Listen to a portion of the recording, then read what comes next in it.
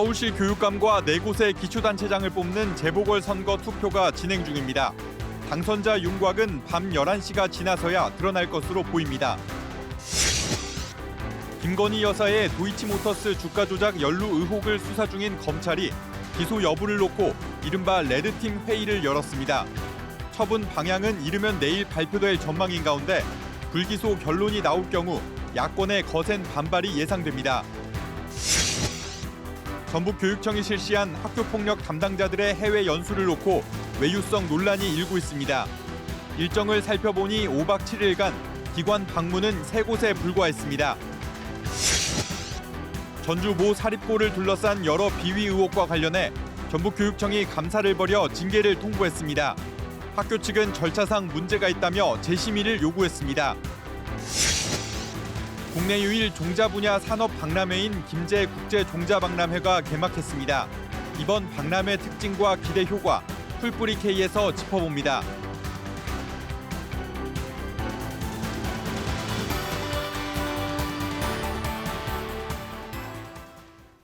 시청자 여러분 안녕하십니까? 전북 7시 뉴스입니다. 서울시 교육감과 부산 금정구청장 등 4곳의 기초자치단체장을 뽑는 재보궐선거 투표가 현재 진행되고 있습니다. 국회 운영위원회에선 야당 주도로 여당의 추천권을 배제하는 상설특검 규칙안이 상정돼 여당이 강하게 반발했습니다. 첫 소식 이유민 기자입니다. 부산 금정구청장 등 기초자치단체장 4명과 서울시 교육감을 뽑는 재보궐선거 투표가 오늘 오전 6시부터 전국 2,404개 투표소에서 일제히 시작됐습니다. 오늘 치러지는 선거에선 부산 금정구청장을 비롯해 인천 강화군수와 전남 곡성군수, 영광군수를 선출합니다. 또 지난 8월 대법 판결로 조희연 전 서울시 교육감이 교육감직을 상실함에 따라 앞으로 1년 8개월간 서울시 교육을 이끌 새 교육감도 뽑습니다.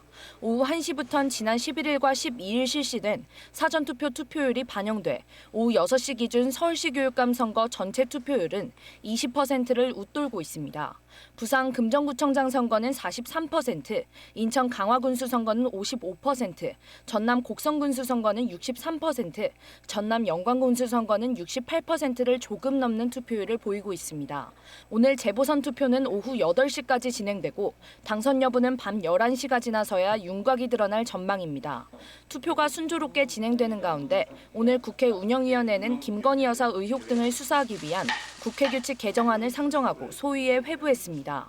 대통령이나 대통령 친인척의 위법 사건 수사에선 상설특검 후보 추천위원회 구성 시 여당의 추천권을 제한하는 내용입니다. 국민의힘은 명백한 위헌이라고 반발했고 민주당은 여당 추천 배제와 관련해선 합헌 결정이 나온 사례가 있다고 되받았습니다. 야당이 특검을 고르겠다? 이런 상설특검은 기본적으로 위헌적인 규정이고요. 위헌이다 뭐 이런 이야기 하시고 무용한 절차라고까지 말씀하시는데요. 합헌 결정 나온 사례 있습니다. 이런 가운데 다음 달 1일 개최 예정인 대통령실 국정감사에 김건희 여사와 오빠 진우 씨, 명태균 씨 등 30여 명을 포함하는 증인 명단이 야당 단독으로 채택됐습니다. KBS 뉴스 이유민입니다. 오늘 전남 영광과 곡성, 부산 금정, 인천 강화 등 기초단체장 4명을 뽑는 전국 재보궐선거 결과에 관심이 모아지고 있습니다. 전북 정치권은 이번 선거 결과가 내후년 지방선거 구도에 적잖은 영향을 줄 것으로 판단하고 있습니다. 특히 민주당과 조국혁신당, 진보당 등 야권 후보들이 치열하게 경쟁하고 있는 전남 영광군수 선거 결과에 이목이 쏠리고 있습니다.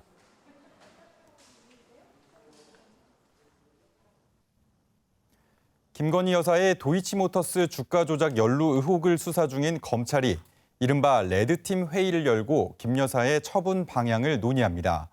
처분 결과는 이르면 내일 발표될 것으로 보입니다. 현예슬 기자입니다.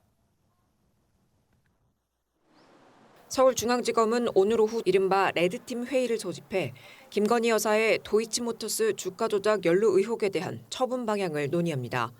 사건 처분을 앞두고 다양한 의견을 듣고 반대 입장에서 수사 결과를 살펴보겠다는 취지입니다. 이 자리에서 검찰은 수사 결과에 대한 법리 검토를 진행하고 수사 내용에 허점이 없는지 등을 논의합니다. 회의에는 서울중앙지검 차장검사들과 산하 선임급 부장검사와 평검사, 인권보호관 등 15명이 참여하는 것으로 전해졌습니다. 사건을 수사해온 서울중앙지검 반부패 수사 2부는 회의 결과를 바탕으로 최종 검토를 거친 뒤 이르면 내일 결론을 내릴 전망입니다. 이번 사건도 검찰 수사심의위원회에 회부해야 한다는 의견이 있었지만 수사팀은 수심위 대신 레드팀 회의 등을 거쳐 자체 결론을 내린다는 방침입니다. 수사팀은 김 여사를 불기소하는 데 무게를 두고 있는 것으로 알려졌습니다. 지난달 항소심에서 방조 혐의를 유죄로 선고받은 전주 손모 씨와 김 여사는 투자 행태가 다르다는 게 검찰 판단입니다. 그러나 불기소 결론이 나올 경우 야권을 중심으로 검찰에 대한 비판과 특검론 등이 거세질 것으로 예상됩니다. KBS 뉴스 현예슬입니다. 문재인 전 대통령 전 사위의 항공사 특혜 채용과 청와대 직권남용 의혹 등을 수사 중인 전주지검이 통일부와 남북관계관리단을 압수수색했습니다. 검찰은 2018년 남북평화공연단의 평양 방북 전세기로 이스타항공이 선정된 배경을 두고 이성직 전 의원과 관련한 특혜가 있었는지 등을 수사하고 있습니다. 검찰은 앞서 같은 의혹과 관련해 참고인 신분인 조명균 당시 통일부 장관의 자택 등도 압수수색했습니다. 수시 모집 논술 시험 일부 문제가 온라인에 유출돼 논란을 빚고 있는 연세대학교가 관련자들을 경찰에 고발했습니다. 연세대는 수험생과 학부모에게 공식 사과하고 재발 방지 대책도 발표했습니다. 이호준 기자가 보도합니다. 연세대 수시 모집 논술 문제 유출 논란과 관련해 고발장이 경찰에 접수됐습니다. 연세대는 어제 오후 서울 서대문경찰서에 모두 6명을 업무방해 혐의로 고발했다고 밝혔습니다. 고발 대상은 문제지를 촬영해 온라인에 올린 수험생 2명과 신원이 특정되지 않은 4명입니다. 연세대는 이번 사건으로 시험의 공정성이 실제로 훼손됐는지 부당 이득을 본 수험생이 있는지를 밝히기 위해 오늘 추가 수사 의뢰를 할 계획입니다. 문제 유출 논란과 관련한 공식 사과도 이뤄졌습니다. 연세대는 어젯밤 입학처 홈페이지를 통해 혼란과 정신적 고통을 드린 점에 사과드린다면서 공정성을 침해한 사실은 발견되지 않았다고 밝혔습니다. 그러면서 재발 방지를 위해 고사장을 자유좌석제에서 지정좌석제로 바꾸는 등의 대책을 시행하겠다고 밝혔습니다. 앞서 윤석열 대통령은 어제 국무회의를 통해 사건 경위 파악을 당부하고 책임자를 철저히 문책할 것을 지시했습니다. 교육부는 대입 전형을 공정히 운영하는 건 대학의 책임이라며 연세대 측에 책임자에 대한 엄중 문책과 철저한 관리를 요청했다고 밝혔습니다. KBS 뉴스 이호준입니다. 전 행정실장 갑질과 입점업체 특혜 시비, 아들 세습 채용 의혹까지 전주 모 사립고를 둘러싼 의혹들 여러 차례 전해드렸습니다. 최근 전북교육청 감사가 이뤄졌는데 일부 의혹이 사실로 인정돼 징계를 통보했습니다. 학교 측은 감사 결과가 부당하다며 재심의를 요청했습니다. 김현주 기자가 보도합니다. 최근 보도한 전주 모 사립고등학교의 문제는 갑질 의혹과 특혜 시비에 그치지 않습니다. 이번엔 간부 교직원 아들을 채용한 사실이 확인되면서 이른바 세습 채용 의혹까지 제기되고 있습니다. 전주 모 사립고등학교를 둘러싼 KBS의 여러 의혹 보도 이후 전북교육청이 감사를 진행했습니다. 석 달 만에 현재 학교 법인국장으로 있는 전 행정실장에 대한 해임 처분을 요구했습니다. 직원들에게 업무상 적정 범위를 넘어선 모멸적 욕설과 폭언을 했고 부당하게 수의 계약을 지시했으며 전기료와 시설 사용료 총 30개월분을 징수하지 않았다는 사실을 전북교육청이 확인했습니다. 다른 간부 교직원들에게도 감봉과 견책 처분이 통보됐습니다. 직장 내 괴롭힘 피해자 보호 조치를 하지 않거나 기숙사 위탁 운영에 대한 수의 계약을 부당하게 강요했다는 등의 이유에서입니다. 학교 측은 감사 절차상 문제가 있고 사실관계가 다른 부분이 있다며 재심의를 요구했습니다. 이런 거나 좀 보도를 한번 해주셔요. 감사과에서 전혀 와서 확인 사실도 안 하고 세상에 선생님을 거짓말로 감봉을 때리고. 그거에 대해서 전화나 문자나 어떤 방식의 접촉 알았어요. 네. 이에 대해 전북교육청은 관련자에 대한 문답을 실시하고 소명 자료를 요구하고 추가 질문서를 보내는 등 충분한 사실 확인을 거쳐 낸 결론이라고 설명했습니다. KBS 뉴스 김현주입니다. 피의자를 조사하다가 경찰이 신고인 개인정보를 언급해 논란이 일고 있습니다. 지난달 완주경찰서 모 경찰관은 음주 뺑소니 혐의로 40대 남성을 조사하는 과정에서 신고자 가게 업종을 말했고 이후 이 남성은 해당 가게로 찾아가 신고 여부를 물었습니다. 경찰은 혐의를 부인하는 남성에게 신고자 진술 내용을 말하다가 실수한 것 같다고 밝혔습니다. 또 피의자 방문 당시 폭행 등은 없었고 신고자 보호 대책을 논의하고 있다고 밝혔습니다. 새만금 조사료 단지에 정체불명의 오염물질이 무단으로 뿌려지고 있다는 KBS 보도와 관련해 전북도는 원인 파악과 함께 재발 방지 대책을 마련하기로 했습니다. 전북도는 오염물질의 성분 분석 결과가 지정 폐기물로 판정되면 반입 경로와 살포량을 조사해 농지 임대업체와 축사 소유주에게 관련 법에 따른 책임을 묻겠다고 밝혔습니다. 또 앞으로 다른 조사료 농지에서도 퇴비, 액비, 무단 살포 등 불법 행위가 발생하지 않도록 한국농어촌공사 새만금 사업단에 철저한 관리를 요청할 방침입니다. 전북교육청이 억대 예산을 들여 학교폭력 담당자들의 해외 연수를 진행했는데요. 전체 일정을 살펴보니 5박 7일 가운데 기관 방문은 3곳에 그쳤고 대부분은 관광 일정이었습니다. 이지연 기자입니다. 지난 7월 말 전북교육청은 학생 생활교육 담당자의 역량 강화를 위해 해외 연수를 실시했습니다. 호주 시드니에서 학교폭력 예방 프로그램을 이해하고 운영 사례를 체험하는 게 목적이었습니다. 연수 계획서를 보면 학교 현장 탐방과 강의, 실습 교육 등이 담겼습니다. 실제 5박 7일간 해외 연수 일정은 어떻게 진행됐을까? 시드니 도착 첫 일정은 원시림으로 이름난 유명 산과 동물원 견학이었습니다. 이튿날 역시 대표 여행지 관광이 전부였고 도착 사흘 만에 주정부 교육청과 학교 방문, 담당자 면담을 했습니다. 나흘째는 오전만 학교 방문 일정을 잡았고 오후부터 귀국하는 날까지 모든 일정이 관광이었습니다. 저녁 식사 뒤 치른 4차례 자체 회의를 제외하면 전체 일정 중 단 이틀만 연수 일정이고 방문 기관은 3곳에 그쳤습니다. 연수라기보다는 관광 일정에 기관 방문은 조금씩 끼워 넣어 놓은 것이 아닌가. 선진국의 학교폭력 예방 프로그램 연구라는 취지와는 상당히 거리가 먼 프로그램이다. 관광 일정에 대한 물음에 전북교육청은 예술과 풍토 등 교사가 체험하는 모든 건 교육과 연결된다고 답했습니다. 1억 원 넘는 해외 연수 경비를 전액 지원한 전북교육청. 정부의 긴축 재정으로 고교 무상교육과 예술 강사 지원 등 필수 사업조차 예산을 확보하기 어렵다는 호소에도 과연 진정성은 있는지 의구심이 큽니다. KBS 뉴스 이재현입니다. 정부가 일가정 양립문화 확산을 위해 육아휴직과 출산휴가 제도를 더 쉽게 쓸 수 있도록 개선하기로 했습니다. 지난달 국회를 통과한 이른바 육아지원 3법으로 내년부턴 관련 예산도 대폭 늘어납니다. 김유대 기자가 보도합니다. 육아휴직을 한 주 단위로 짧게 쓸 수 있는 단기 육아휴직 제도 도입을 정부가 추진하기로 했습니다. 자녀가 아프거나 단기 돌봄 공백이 발생할 경우 탄력적으로 육아휴직을 적극 활용할 수 있게 하기 위해서입니다. 김문수 고용노동부 장관은 오늘 경기도 성남시의 한 직장 어린이집에서 가진 간담회에서 이 같은 추진 계획을 밝히며 제도를 세심하게 개선해 일하는 부모에게 도움이 되도록 하겠다고 말했습니다. 또한 정부는 배우자 출산 휴가를 출산 전에도 사용할 수 있게 하고 산모 돌봄 사유가 있을 때는 배우자의 임신 중에도 육아휴직이 가능하도록 할 방침입니다.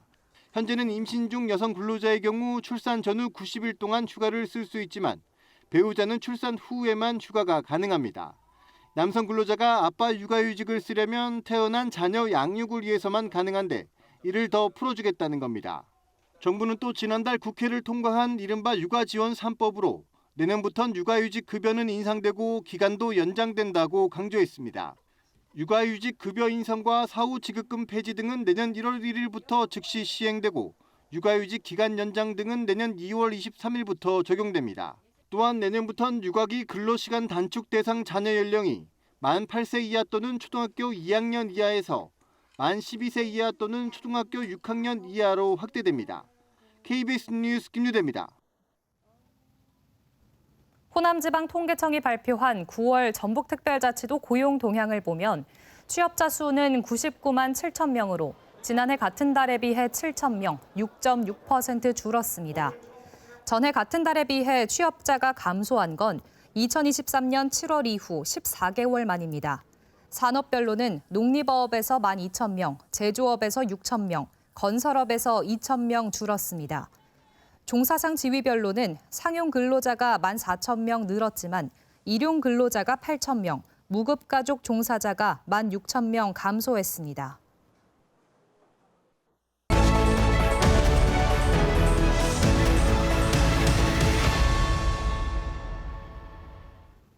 재외동포 경제인 한상들의 현주소를 살펴보는 기획보도 순서입니다.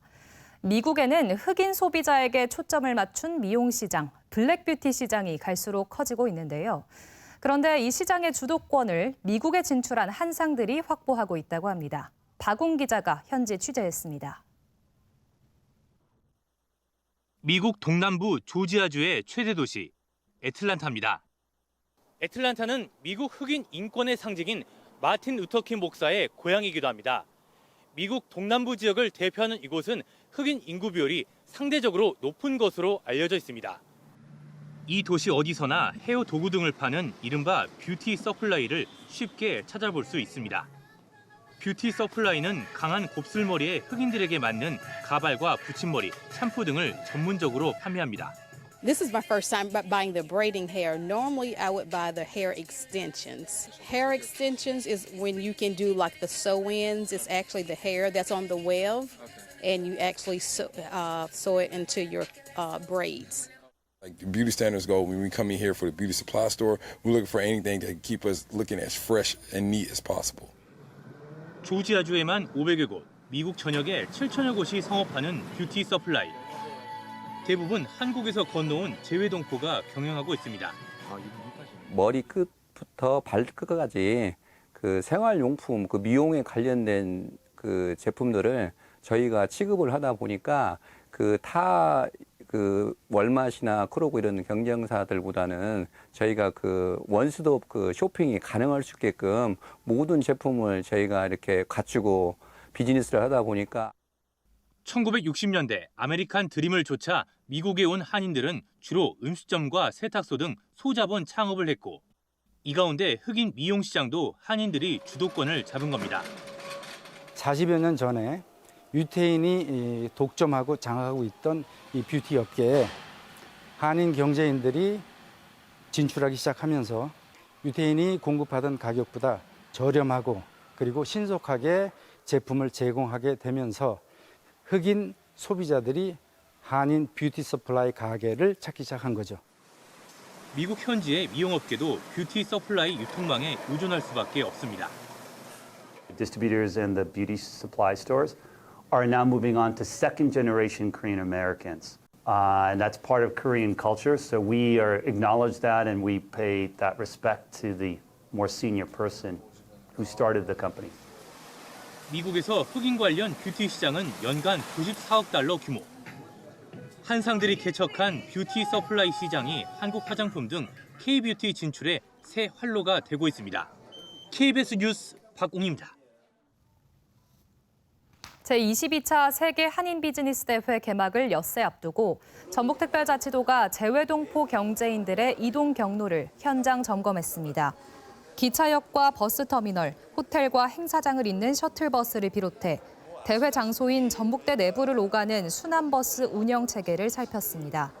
또 원활한 주차 관리를 위한 교통관리소 운영과 안전 및 의료보건 대책도 확인했습니다. 재외동포청도 전북대학교 대운동장에 조성하는 기업 전시관의 막바지 준비 상황 등을 점검했습니다. KBS 전주방송총국이 대한주택관리사협회 전북도회와 함께 어제와 오늘 공동주택 공시청 관리자에 대한 기술 교육을 실시했습니다. KBS는 이론과 실습을 병행한 교육을 통해 텔레비전 공시청 시설과 UHD 방송 수신 환경 개선 등 공시청 관리자 능력 향상을 꾀하고 공영방송의 역할도 알렸습니다. 보석의 도시 익산에서 국내 유일의 보석 축제가 시작됐습니다. 찬란한 보석들이 저마다의 아름다움을 뽐내며 관람객들의 눈길을 사로잡고 있습니다. 조경모 기자입니다. 희망을 상징하는 10월 탄생석 오팔이 오묘한 색을 발하며 신비스러움을 뽐냅니다. 섬세하게 세공된 다이아몬드도 영롱하게 반짝이며 고귀한 자태를 자랑합니다. 정교하게 다듬어진 찬란한 보석들은 보는 사람의 마음을 사로잡습니다. 조그만한데 여기 오니까 너무 다양하고 많고 너무 좋아요. 막 사고 싶은 막 의욕이 생겨요. 보석의 도시 익산에서 화려한 보석 축제의 막이 올랐습니다. 다이아몬드와 루비, 에메랄드 등 진귀하고 화려한 보석의 향연이 오는 27일까지 펼쳐집니다. 순금과 다이아몬드를 제외한 귀금속은 평소보다 30% 정도 싼 가격에 구입할 수 있습니다. 또 사용하고 있는 보석 제품을 새로운 디자인으로 교체해주고 관광객이 직접 만들어보는 보석 가공 체험 행사도 진행합니다. 세계 40여 개국에 수출하는 50년 전통의 익산 보석 제품 100만여 점을 한자리에 모았습니다. 축제 기간에 영국 왕실의 소장품을 감상할 수 있는 특별전과 익산을 상징하는 보석 디자인 작품 전시회도 열려 보는 즐거움을 더하고 있습니다. KBS 뉴스 조경모입니다.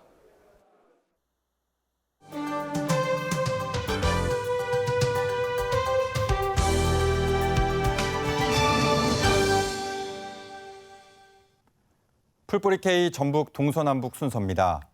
국내 유일의 종자산업 박람회인 국제종자박람회가 김제 민간육종연구단지에서 개막했습니다. 기후변화와 식량 부족 위기 극복을 위한 다양한 신품종들도 전시돼 국내외 바이어들의 눈길을 끌었습니다. 이수진 기자가 다녀왔습니다. 핸드볼 공만한 크기에 재배 기간은 짧은 대신 더위에는 강한 양배추. 망고 수박이라는 별명처럼 속살은 노랗고 단맛이 일품인 미니 수박. 모두 국내에서 개발된 신품종 과체류들로 급변하는 기후와 1인 가구가 증가하는 시장에서 좋은 반응을 얻고 있습니다. 무등산 수박도 해보고 복수박도 해보고 다 해봤는데 이 망고 수박이 제일 맛있었어요. 진한 망고 맛이 났어요. 올해로 8번째 국내 유일의 종자 전문 산업박람회인 국제종자박람회가 김제에서 막을 열었습니다. 세계 각국으로 수출돼 24억 원의 높은 로열티를 받고 있는 효자종자, 가시 없는 장미를 비롯해 혈당을 낮추는 고추잎과 이른바 다이어트 쌀 품종까지. 올해 박람회에는 국내 28개 종자 기업과 외국계 기업들이 78개 작물, 500개 이르는 역대 최다 신품종을 선보였습니다. 해외 바이어들도 잇따라 박람회장을 찾아 구매 절차를 상담하고 있습니다. We are looking for some the open field varieties as the cabbage, broccoli, cauliflower, lettuce like that. And I think we found some companies for cooperation. 정부도 국내 종자 산업의 경쟁력을 높이기 위해 연구 개발에 투자하는 등 더 많은 힘을 보태기로 했습니다. 수출을 원스톱으로 할 수 있는 종자 산업 혁신 클러스터 이것을 구축하려고 합니다. 디지털 육종으로 생산할 수 있는 기반도 구축하고요. 그래서 농업의 반도체로 불리는 종자. 기후 변화와 농식품 소비 환경의 변화 속에 종자의 중요성이 날로 커지고 있는 가운데 우리 육종 기술로 개발한 종자들이 전 세계의 관심을 끌고 있습니다. KBS 뉴스 이수진입니다. 네, 이번에는 올해 국제종자 박람회 기대 효과와 종자산업 활성화 방안에 대해 짚어보겠습니다. 김제시 기술보급과 이승종 과장 나와 있습니다. 어서 오세요. 안녕하세요. 네. 국제종자 박람회 올해로 8회째를 맞았습니다. 주제가 종자에서 시작되는 미래인데 올해 눈에 띄는 특징이 있습니까? 네, 2017년에 시작해서 올해 8회째를 맞이하고 있는 김제에서 개최되는 국제종자 박람회를 통해서 국내에서 생산되는 종자의 우수성을 세계에 알리고 종자 수출을 확대하는 효과를 지금까지 거두고 있었습니다. 금년에 개최되는 종자 박람회에는 특히 각 기업들이 우수 품종에 대한 시상을 정부에서 하고 있는데 대한민국 우수 품종상에 선정된 우수 품종 그 기업과 기관에 대한 시상 그리고 거기에 수상했던 그 품종들을 전시하고 일반 기업들이 우수 품종을 전시했던 걸 이제 그 실내에 전시해서 일반 관광객들이 볼 수 있도록 하고 야유회는 약 58개 작물에 대해서 약 497개 그 품종을 전시해서 해외 바이어 및 일반 관람객들이 보면서 우수성을 직접 눈으로 확인할 수 있도록 준비를 했습니다. 또한 그 일반인들 특히 그 종자에 관심이 좀 떨어질 수 있는 그 어린이나 청소년들이 종자에 관심을 가질 수 있도록 종자를 이용한 팔찌 만들기나 뭐 강정 만들기, 친환경 화분 만들기, 고구마 수확 체험 등 프로그램을 지금 운영하고 있습니다. 네, 해를 거듭할수록 참가 기업과 나오는 품종도 많아지고 있습니다. 올해는 어떤 기업들이 참여했습니까? 네, 지금 91개 업체가 참여를 했는데요. 그중에 눈에 띄는 기업은 대한민국 우수 품종상에서 2023년에 굿모닝이라고 하는 백다다기 품종으로 대통령상을 수상하고 금년에는 그 겨울 왕국이라고 하는 배추 품종으로 국무총리상을 수상한 그 기업이 있고요. 또 살리초라고 하는 품종을 그 육종한 기업이 있는데 이 살리초는 고추 열매를 수확하는 것이 아니고 혈당 강화에 효과가 있는 고추 잎을 수확하는 품종이 되겠습니다. 또한 그 물고기를 기르면서 식물을 재배할 수 있는 아쿠아포닉스라고 하는 그 농법을 이용해서 가정용 그 아쿠아 플랜트를 생산하는 업체 등 해서 김제시 민간 육종 연구단지에 입주해 있는 12개 업체가 지금 참여하고 있습니다. 네, 말씀하신 대로 참여 기업이 다양해진 만큼 박람회가 성과를 교류하고 한편으론 수출 기회를 넓히는 기회가 될 수 있을 것 같습니다. 현장에서 보면 해외 바이어들이 바로 수출 계약까지 할 수 있는 겁니까? 예, 맞습니다. 지금까지 많은 성과를 거뒀는데요. 그 성과에 대해서 좀 도표를 제가 한번 해봤습니다. 2017년에 국제종자박람회가 개최되었을 때는 36개사에 4억 정도의 수출 계약이 이루어졌는데 지난해인 2023년도에는 89개사가 참가를 하였고 그중에 76억 원의 매출을 올릴 수 있었습니다. 2배 넘게 성장한 거네요. 맞습니다. 그리고 이제 올해 지금 계획이 목표가 약 80억 원의 수출 계약을 이루는 게 목표인데 해외 종자 기업과 그 전후방 기업의 한 85명의 해외 바이어들을 초청했고 이제 방문이 예정되어 있어서 충분히 80억 원의 그 수출 계약은 이루어질 걸로 기대하고 있습니다. 네, 말씀하신 대로 수출 규모가 커질수록 종자 산업 분야에서의 지역 경쟁력도 커질 텐데요. 김제시에서도 종자 산업 활성화 방안 고심 중일 것 같습니다. 어떤 계획 세우고 계십니까? 네, 그 금년에도 기후 변화에 따라서 굉장히 많은 어려움이 있었는데요. 기후 변화는 식량 위기로 이어질 수가 있고 식량 위기는 곧 국민들의 생존권 위협이 될 수 있는 상황이 되기 때문에 세계 각국들이 이 부분을 해소하기 위해서 굉장한 노력을 하고 있고 그러다 보니까 경쟁이 굉장히 심화되고 있습니다. 김제시에는 전국 유일하게 민간 육종 연구단지가 조성되고 현재 운영이 되고 있습니다.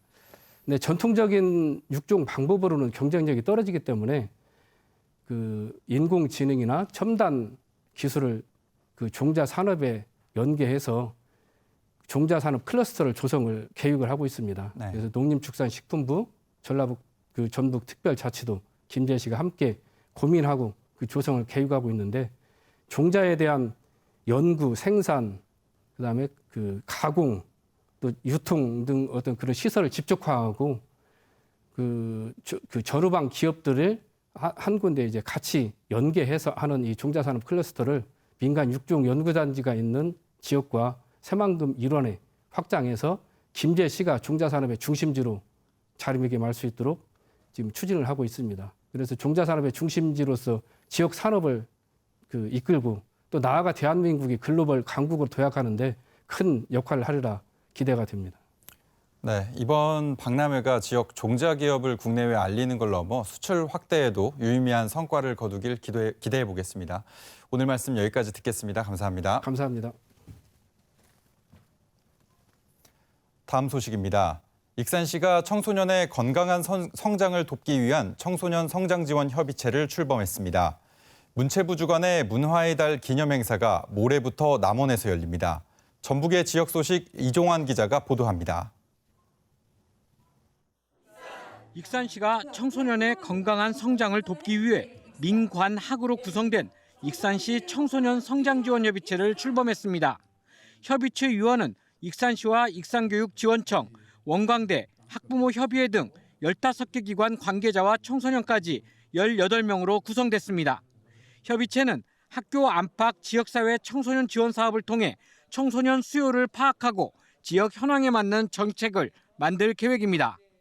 앞으로 익산시와 교육청과 청소년기관단체협의회가 청소년들이 주체가 되어서 건강하게 성장할 수 있는 계기가 되었으면 좋겠고요. 문화체육관광부 주관의 10월 문화의 달 기념행사가 남원 광활루원 일대에서 진행됩니다. 행사 기간 남원 완월정 특설무대에서는 왕기석 이난초 명창 공연을 비롯해 국립민속국악원과 남원시립예술단 등의 다채로운 기획 국악 공연이 펼쳐집니다. 또한 전통 줄타기 공연과 신관사또 부임행차, 전통악기 체험과 거리 공연 등 다양한 부대 체험 행사도 선보일 예정입니다. 광활루원 일원에서 펼쳐지는 문화의 달 행사에서 어디서도 볼 수 없는 수준 높은 명창들의 공연과 전통 예술을 느껴보시기 바랍니다. 순창군이 전군 최초로 다문화 여성 중심의 여성 예비군 소대를 창설했습니다. 순창군은 국방력 증진과 사회 통합을 동시에 이루고자 다문화 여성 중심 예비군 소대를 시도했다며 소대원 40명 가운데 절반 이상이 우리 국적을 취득한 다문화 여성이라고 밝혔습니다. 여성 예비군 소대원들은 평상시에는 재난구호와 지역봉사, 다문화 가정지원 등에 나서고 유사시 군과 연계해 후방 지원 임무를 수행하게 됩니다. KBS 뉴스 이종환입니다. 완주군 공무원 30여 명이 정책 연구 모임을 통해 6개의 정책 아이디어를 공유했습니다. 완주군은 외부 전문가 심사와 직원 투표를 거쳐 최우수상의 완주팻 밀리팀, 우수상의 행집욕부팀을 선정했습니다. 또 장려상에는 차별화된 결혼식장 구축을 발표한 완결팀 등을 선정했습니다. 완주군은 수상작 아이디어를 관련 부서에서 검토한 뒤 정책에 반영할 계획입니다. 임실군이 관내에 거주하는 무주택 신혼부부와 청년의 주거비 부담 완화를 위해 임대 보증금을 지원합니다. 대상은 LH나 전북개발공사가 공급하는 공공임대주택에 입주할 무주택 청년과 신혼부부로 임대 보증금을 최대 2천만 원까지 2년에서 길게는 6년간 무이자로 지원합니다. 임실군은 지난해 신혼부부 5가구를 지원했으며 올해는 청년까지 포함해 11가구를 선정할 계획입니다. 최근 신축 아파트에서 잇따라 부실 시공이 드러나며 입주자들의 불안감이 커지고 있습니다. 실제로 지난해 전국에서 접수된 하자 보수 건수는 480만 건으로 일부 지역에서는 10배 넘게 폭증한 것으로 나타났는데요. 몇몇 아파트에서는 입주자가 직접 전문 업체를 불러야 겨우 점검이 가능한 상황이어서 대책 마련이 시급하다는 지적입니다. 김진호 기자입니다. 방 한쪽 벽면에 시멘트가 그대로 노출돼 있고 아파트 계단에서 발견된 하자 때문에 뒤늦게 계단을 깎아냈습니다. 최근 논란이 된 일부 신축 아파트 하자들입니다.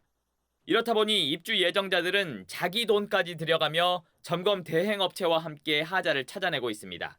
최근 집을 장만한 이 남성도 점검 대행사와 함께 입주할 자신의 집을 방문했습니다. 새 아파트인데도 무려 98건의 시공 하자가 발견됐습니다.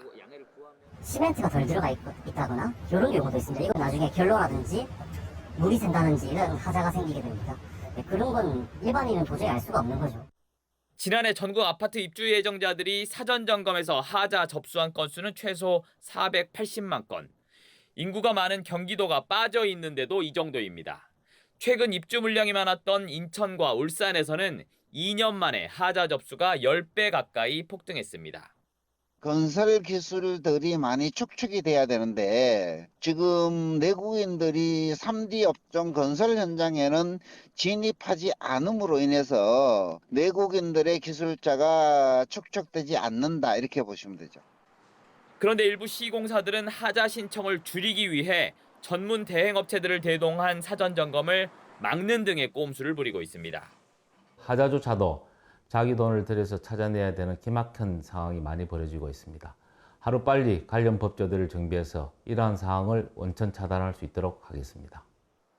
국토부는 조만간 사전 점검 관련 법 개정과 함께 점검 대행업체의 기술 자격 등을 정해 입주 예정자에게 안내할 방침입니다. KBS 뉴스 김진호입니다.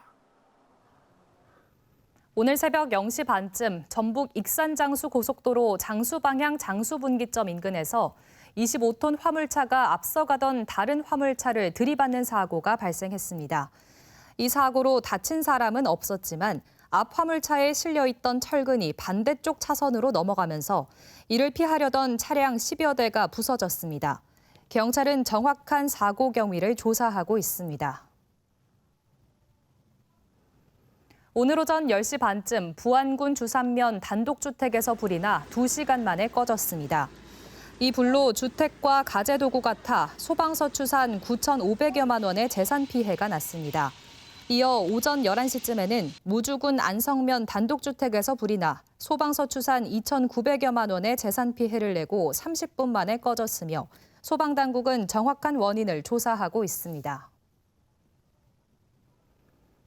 전주시 팔복동에 짓고 있는 지식산업센터 공사와 관련해 건설업체 10여 곳이 밀린 하도급 대금 수십억 원을 지급하라고 시행사와 원청업체에 촉구했습니다. 이들 업체는 오늘 전주시청 앞에서 기자회견을 열고 전 시행사로부터 지위를 승계받은 현 시행사 신한자산신탁이 일방적으로 개성건설의 계약 해지를 통보했으며 두 업체 모두 이를 하도급사에 알리지 않고 공사를 진행했다고 주장했습니다. 또 공사 대금이 밀려 하도급 업체 10여 곳이 경영난을 겪고 있다고 주장했습니다.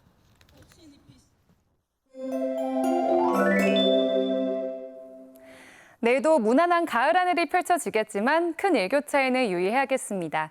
전주의 아침 기온 16도로 선선하게 출발해서 한낮에는 26도까지 오르겠습니다. 특히 내륙을 중심으로 일교차가 15도 가까이 벌어지겠습니다. 내일 전북 하늘은 대체로 구름 많다가 맑아지겠습니다. 모레인 금요일 오전부터 하늘이 흐려지고 가끔 비가 내릴 텐데요. 예상되는 비의 양은 10에서 50mm 정도입니다. 오늘 밤부터 내일 오전까지 내륙 곳곳에 짙은 안개가 끼겠습니다. 고창의 아침 기온 14도, 정읍 15도에서 출발하겠고 25도까지 오르겠습니다. 동북권은 순창과 남원이 14도에서 출발해 25도 안팎까지 오르겠습니다.